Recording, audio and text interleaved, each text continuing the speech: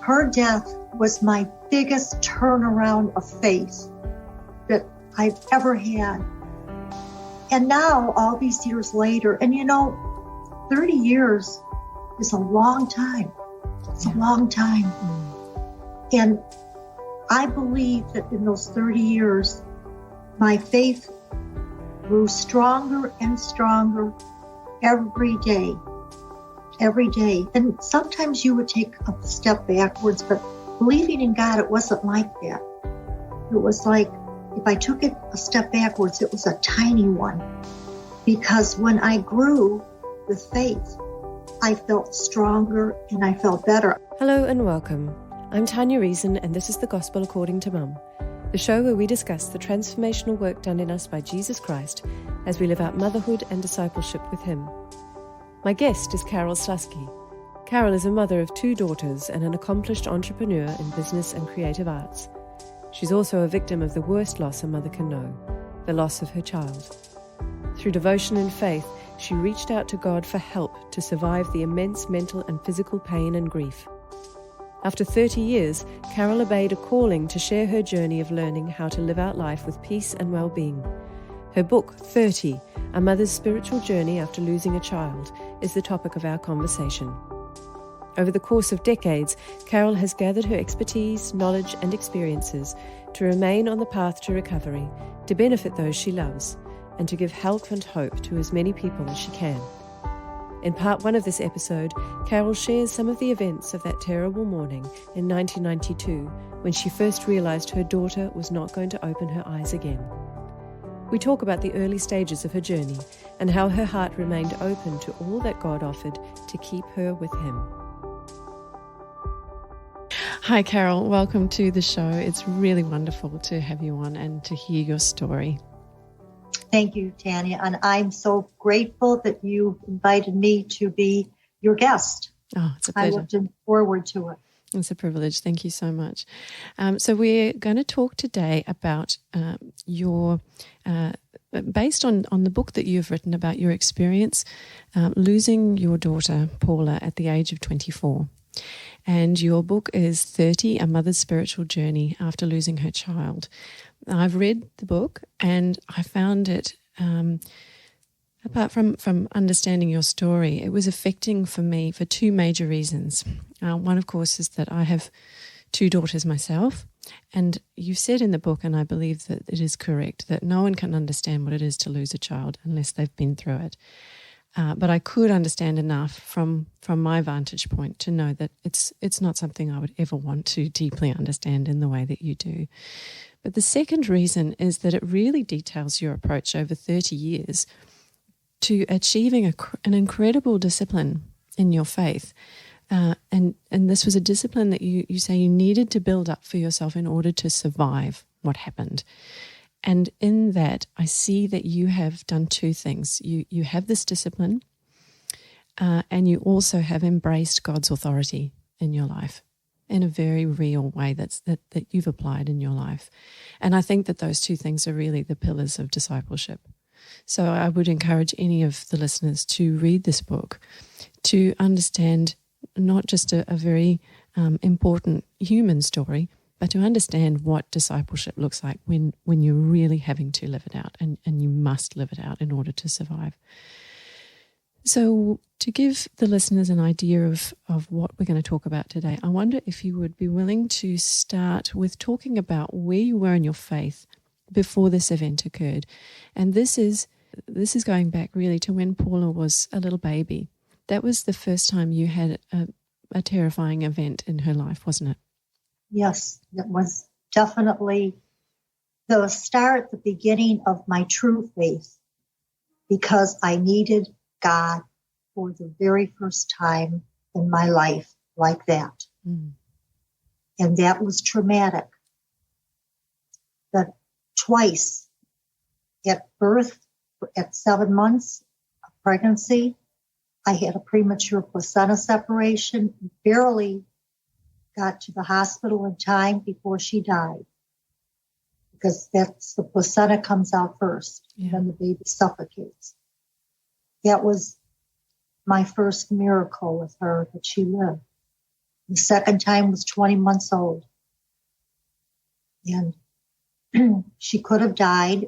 We had last rites, but she was getting very severe infections. You know, being a preemie, they're sometimes not as healthy as a full-term baby. And they claim that, 7 months is pretty dangerous a period of time. So she lived. Even after her last rites, we prayed. Her father, Jim, and I prayed. And she lived. And our lives continued on. So in terms of your faith at that point, was it really that event that opened a door for you? Because you come from a Catholic faith and you'd grown up in the church, hadn't you? Yes. Yeah. Yes. And remained so. And then would you say that this was when a really personal relationship with God started to form? My mother was Russian Orthodox when my dad married her. And she converted. After she had 3 daughters, she converted. And I was about 2 years old when I'm going to estimate, about 2 years old when my mom, had us baptized. I'm in the middle child, and then I had a younger sister, Paulette, and an older sister, Diane. So there were 3 girls. My father was a devout Christian, devout Catholic. He was the man that went to church every morning, would walk a mile, 10 miles to get to church. And he always sat in the back of the church, the last pew. And I honor him today by always sitting in the last pew when I go to Mass.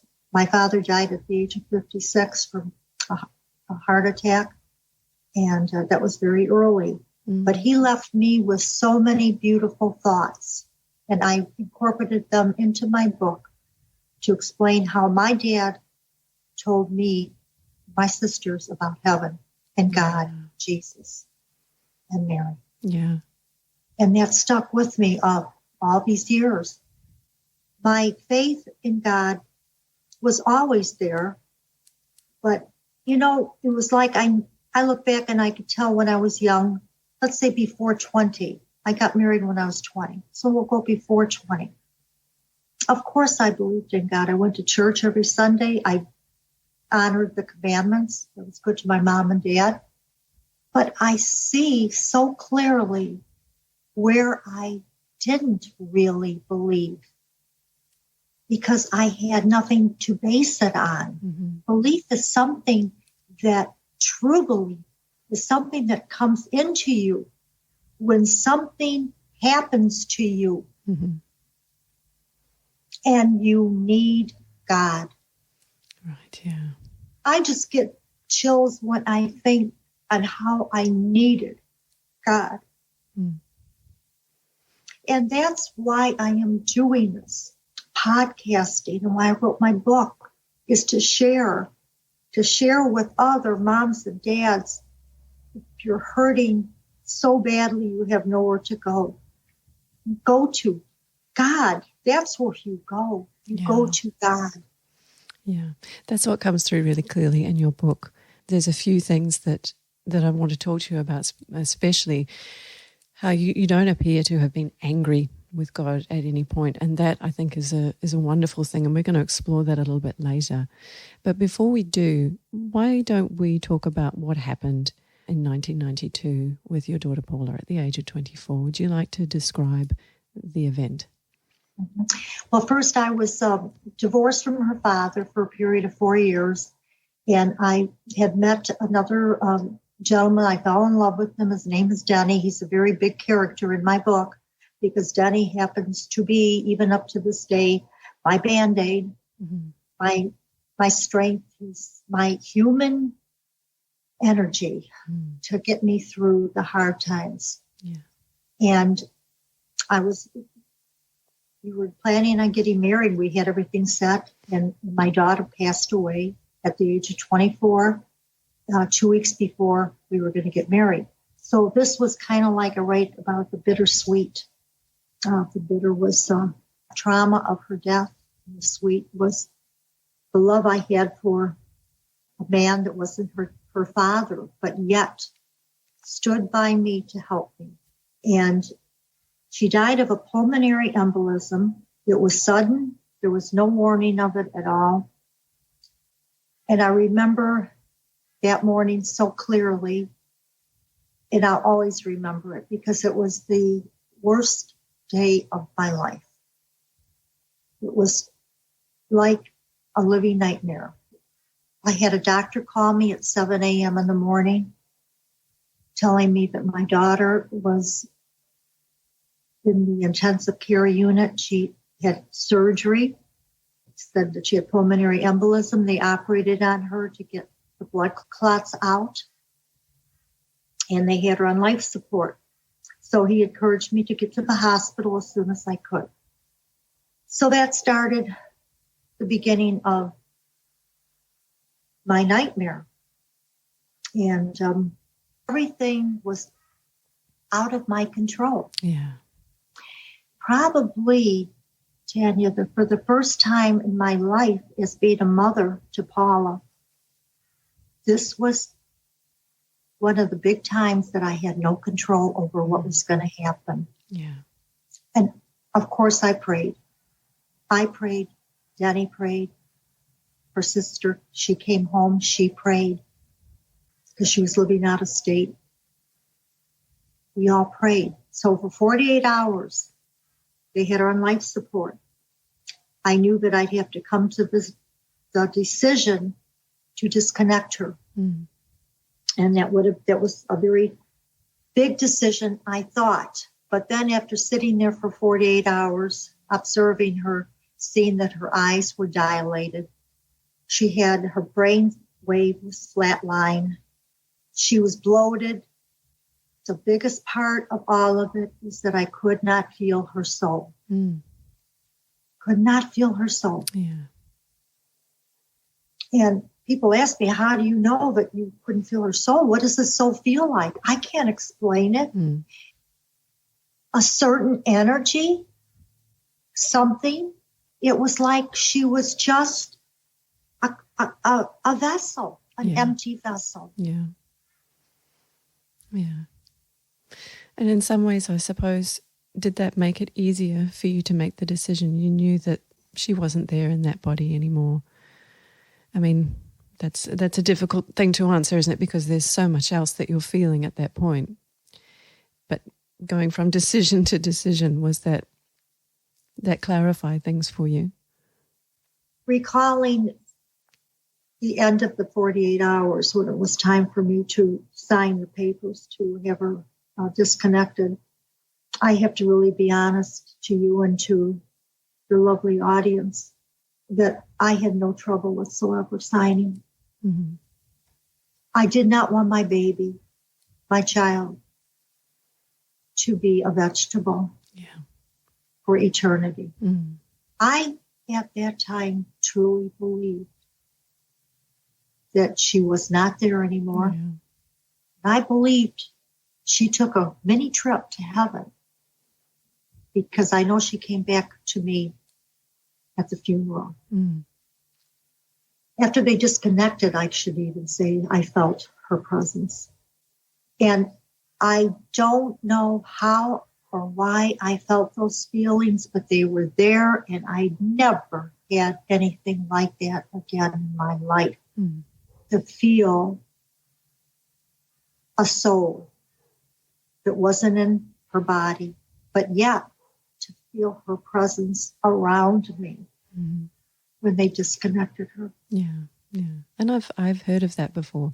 Many people who have lost loved ones have said similar things, that they've either been aware of their presence or thought that the person was in the home for a brief period and then realized that they couldn't have been, things like that. I'm sure that things like that do occur. It's interesting what you said, that you had no feeling of control in this instance, because that's quite a stark difference to when Paula was nearly 2 and you were taking her to the hospital and you were there through the whole process of the medical attention that she was receiving as a baby and even prior to that during pregnancy. You were very much involved. But in this instance, you said that no one could even get in contact with you to let you know that Paula was in a hospital.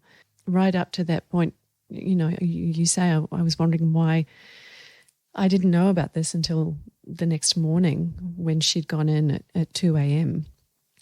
Well, I had just moved into Jennings' home. I sold my townhouse. Yeah. And I moved just that week. In fact, like 2 days before Paula died, I signed the papers to my townhouse. And so I was living there. And, back in 1992, we didn't have the cell phones. And Paula had the phone number, but Tim, her fiance, he didn't have it. So he didn't know how to get a hold of me because I had moved and my landline was disconnected. Yeah. And Paula didn't give the hospital any information as to who to call. So they didn't put it together, but someone did because I did get that call that morning. I honestly don't know how they found me, but they may have found me through my husband because he was a well-known local dentist in town, right. And they might have tracked him down that way because they did call his landline. Okay, yeah. Yeah, it seems like you were just lifted out of the situation entirely. It was almost as if there's not going to be anything that you can do about this now. So I'm just going to take you right out until it's time for you to be brought back in again. I want to make a comment. Yeah. On what you're saying. Now, I haven't done 100 podcasts yet, but I think I'm close to 10, if not 10. Yeah. You are very observant in reading my book. And I thank you for that. Oh, it's my pleasure. Because you've observed that in me, what happened. Not too many people observe that. And I'm very comfortable with you asking me questions because I think you read that book very clearly. Yeah.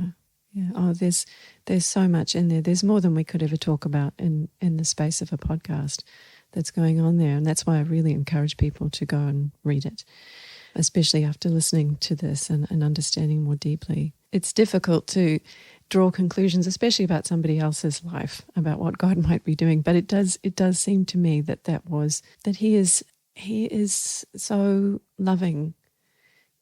Especially as mothers, we want to do things, don't we, to change outcomes or to solve outcomes, especially when it comes to our children. The urge to rescue is very, very strong, unavoidable. And you say that later when we talk about, we're going to talk about Mary, Jesus' mother Mary, and how you feel certain that if she'd had the choice, she would have taken his place, just, viewing it from a mother's point of view. But God is so loving. I think sometimes he just protects us from ourselves when he's about to do what he wills, and he knows that we can't be involved in that. He does seem to protect us, doesn't he? Yes, absolutely. Absolutely. I totally felt that. I had no anger in me at all. That is amazing. God. None whatsoever. In fact, her death was my biggest turnaround of faith that I've ever had. And now, all these years later, and 30 years, when I started writing the book, it was 30. Now it's 31. But 30 years is a long time. It's a long time. And I believe that in those 30 years, my faith grew stronger and stronger every day. And sometimes you would take a step backwards, but believing in God, it wasn't like that. It was like if I took it a step backwards, it was a tiny one.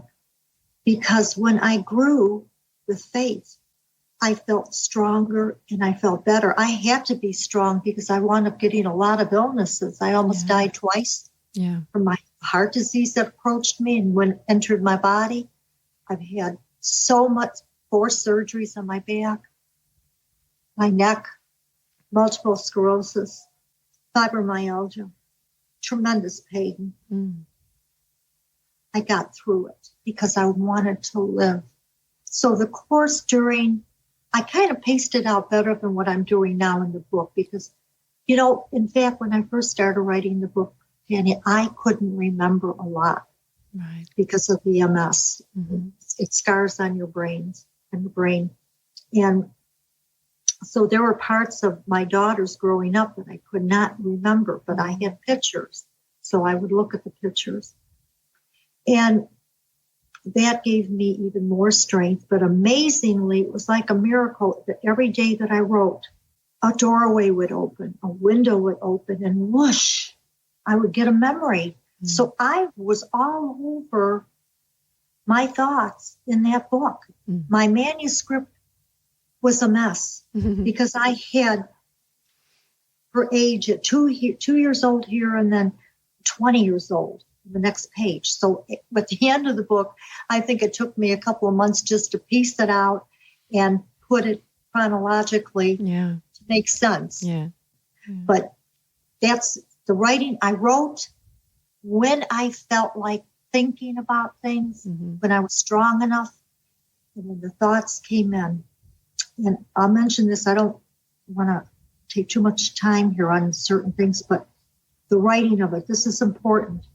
I used to write, and then I'd come up, my office is upstairs, I'd come up to my little office, and I would read what I wrote. When I got done that the day before writing, I never would sit there and read it because I was too exhausted. So I would, the next day would read, and I would say, like every day, who wrote that? Yeah. It's so beautiful. Mm. Who wrote that? But I know who wrote that. Mm. I know who was there with me. It was our Lord, the Holy Spirit. Yeah. I truly now, at the age of 78, proudly going on 79, living through all this, I truly believe that my intuition, my gut feeling, is the Holy Spirit talking to me. Mm-hmm. I have grown to open my heart and my soul to feel what he's saying to me. Yeah. And I'm so passionate about it. Yeah. Well, that's the thing. That's one of the things that really, really struck me is that all through this, and there are some remarkable things that have occurred in your life as God has led you through this. But the thing that really struck me is that whatever came to you, you have accepted. And I'm not sure if there's everything that you've deeply analyzed or tried to work out what was going on. That's probably me talking because I like to analyze and pull things apart. But when I read what you've wrote, I think actually, Tanya, that's probably not the right way to do it. Just accept what comes to you. That's the feeling that I got from you, that you have accepted,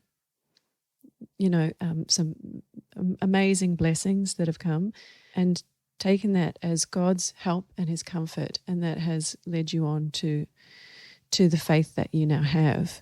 Would that be accurate, that it's best just to receive his blessings? Yes, if you can get to that point, and here's what I'd like to say to your followers, your audience, these lovely people that have the feelings of pain in them, and they are looking for a place to go. Well, first of all, your place to go, my dear good people, is to God. Mm. You will find comfort there. Yeah. And you will find the strength. But what you have to do is you must use what he gave us. What did he give us? Free will. He gave us free will. That's what came to me. When I got to a point after she was buried, she was gone from the face of the earth, my habit of loving her, and I wrote about the habit. Yeah. Habit's a big part of our grief. Absolutely. The inner circle, the family circle, all of it. There is so much to write about. There is so much to talk about, but you can't get it into an hour. No. But I found that my belief in knowing that I was being told by God to do what I'm supposed to do to relieve this pain, I said, I'm going to do it. Mm. I'm going to do it. Yeah. For me. Yeah. My baby is in heaven. She's okay, but what about me? I've got another daughter. I have a lovely husband. I've got my mom I love. I've got 2 sisters. I have friends that love me and I love them. I had a nice life. I don't want to go away. I don't want to leave them yet. Yeah. I must fight. I must fight the illnesses. I must get healthy. I must stay healthy. I must do what I have to do. Discipline, yes. I called it in my book structure. Yes, you did. Yeah, you outlined that. And that's excellent. I'm just going to roll us back a little bit because there's a couple of points there that I want to talk about. And the first is you said this amazing thing that doesn't get said very often these days, especially with a lot of different ways of preaching the gospel. But you say this: my life was not supposed to be perfect, spectacular, or completely wonderful and beautiful. That's amazing, because that's kind of what we hope is going to happen, and we kind of expect God to provide that. But the thing about it is that you said, I've been given this road to walk. I didn't ask for it, but I want it. And then this is the key thing. You said it's not God's fault. And I've been thinking about blame and fault lately, and I really think that our impulse to point the finger is really something that keeps us away from God. Would you agree with that? It seems like you blamed no one. With so many people that I've met, especially over the last 31 years in regards to talking to moms and dads that have lost a child, some of them have really blamed God. And I think that's what I home in on with them as to why not to blame God, why not to. Because you have to stop. The first thing you have as a parent, you have to ask yourself, why did I birth this child? What reason was she or he born? That's a deep question. And it's a very hard one to answer. And you have to pray on that. I prayed on that. I prayed to God, tell me, why did I have Paula? Why did she live after she almost died twice? What was the purpose of that? Well, the purpose of that was for me, for her mother, that God gave me 22 more years of her life. And I grew along with her. But her purpose, being my daughter, I believe, was to make me a better person. It's really simple, to make me a better person. I was asked, what do you think is the best thing that happened out of your motherhood with Paula? And I didn't even have to think about that. It just came out. I said, oh my gosh, that's just such a wonderful question. It's because it taught me how to give. It taught me how to give, not to, and I'm a worker. I love to work. Yeah. I like to make money. I always like to make money, but I felt differently about that after Paula died. I love to paint. I love to give my art away. I love to take care of charities. I just, if I have a cleaning lady, I have beautiful clothes sometimes to give to her. I love to give. That is what changed me. Yeah, all of that comes from one of the most wonderful things you said in the book is to love God. To love God is to love those around us. And just on the subject of love, I found it very interesting that you said the idea that you would stop loving Paula or sort of try and move on by forgetting about her was absolutely insupportable. That's right. And so there's a part of me that thinks that would be an unbearable pain to continue loving someone who is gone. But you say it's essential that you continue loving someone after they're gone. Can you talk a little bit more about how that takes shape? Absolutely. Well, first of all, if you stop and you block that love that you had while she or he was alive, what happens is you block God out. That's the beginning of blocking God out. That's the U-turn you're making. That's not a good U-turn. Yeah. You're going the wrong direction. If anything, I encourage you to love your child even more. Even though they're not on the face of the earth, they are nearby. They are in heaven. Mm. That's where I wanted to go. Yeah. My goal in my life, Tanya, was to get to heaven when I die. And there's so many things involved with that. We'll get back to the habit. There's nothing that you can do for her. There's nothing that you could buy her. There's nothing that you could cook for her. There's nothing that you could take her a place on vacation. What is there to do for her? You have to continue to love her.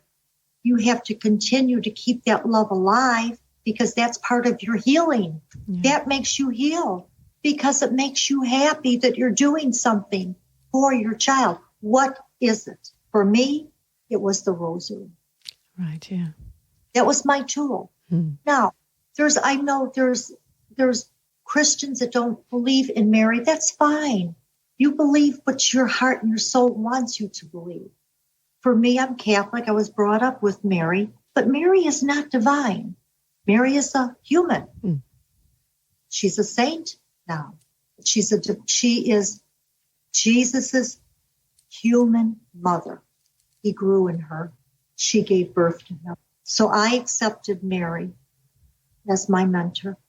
And I did chapter 3 is the heart of my book. Yeah. It's the heart. I had no idea when they put that book together in publishing, chapter 3 is right in the middle of the book. Yeah. That was not planned.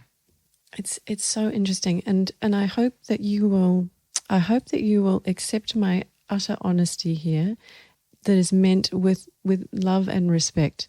I want to ask you questions, and forgive me if they seem like stupid questions, but I want to explore this with you, because there are some amazing things that appeared to me. I'm not a Catholic, and I didn't grow up with the rosary or praying to Mary, but I can see so clearly. You say that God led you to Mary, and I can see the obvious there is that here was a mother, someone that you could relate to who had also lost their child in the worst way, and she could be a mentor for you. So, of course, what a comfort. It seems to me that he gave you that as just a comfort. Here is someone for you to look to. Would that be accurate, do you think? 100%. You nailed it. Yeah. Absolutely. Because you saw so many wonderful things in her as well. Some of the beautiful things. One of them was that Mary would have been an amazing evangelist, because of course she loved Jesus as her child as well. And you said no one can talk about their children with as much love as a mother. And I thought, you're absolutely right. And surely that's a model for all of us, if we love Christ, to be able to talk about him as we would as a mother. Look at this wonderful person, and these are all the wonderful things he did. And of course, she would have other stories and things, but I thought that was beautiful when you said that. Thank you. Yeah, that was me talking with the Holy Spirit, because I did feel that. I felt that for so many years afterwards. My gift to my daughter, Paula, who was dead and no longer on earth and now in heaven, was saying the rosary for her soul, That was my gift. That is the gift that Jesus gave to me through his mother, Mary. Yeah. The rosary is nothing more than the story of Christ's life and his death and his resurrection. Yeah. That is what it is. So how could I deny the rosary when every bead means something to me? Yeah, it's an amazing thing. I didn't know what the rosary was, but I researched it after I read your book, because again, I'm not a Catholic, and I see that it has so much value to go through the life of Christ constantly and to be praying on that, and the discipline of it, to be praying on that, because surely you of all people would agree with me that to follow Christ requires discipline, doesn't it? It's a Yeah, serious absolutely. thing. We're Yes. talking life and death, aren't we? It's a serious thing. Yes. We're talking about seeing your child again. Mm-hmm. That right there gives me hope. She is my mentor, and Christ gave me a gift of her. Mm-hmm. It's very simple. Yeah. Do you know, Tanya, that I don't miss a day? I've gotten up. I learned not to say the rosary too late because I'll go to sleep. But so I try to do it, either before dinner, right after dinner, or whatever. And now at my age, I'm in bed at 9:30, Mm-hmm. and then I read a little bit. Yeah, and believe it or not, I still read my book that I wrote. I read it. I've read it over and over again because I have to be on top of it with the podcasters, number one. Because there is a lot in there. Yes. Yeah, I forgot about that. Yeah. Did I really say that? Yeah. That is really beautiful. Gosh, I don't know if I could do that again. But, which I'll get right off the subject on that point, is that on my website, I'm doing the blogs. Mm-hmm. And these are write-offs of my life and my feelings and my talk about God and everything else that's involved about healing on my blog. So I'm doing those every week. I'm trying to put a new one up there. Mm-hmm. Yeah, just started doing this. But again, it's exhausting for me because I'm keeping her memory so much alive that when I get my energy level up, I'm real happy. Yeah. Because it's my grand finale of healing right now that I'm in. This is my grand finale. Thanks for listening today. You can find out more about the show, our guests, and subscribe and download through all our channels by visiting thegospelaccordingtomum.com. In part 2 of my conversation with Carole, we talk more about ways to pray and reach out to God, her relationship with her mentor, Mother Mary, and how to find and trust God's voice in all seasons. In the meantime, be encouraged, friend, and remember the God who taught you to love will not leave you as you walk with him more and more at your own pace. I'm Tanya Reason, and you've been listening to The Gospel According to Mum. Till next time.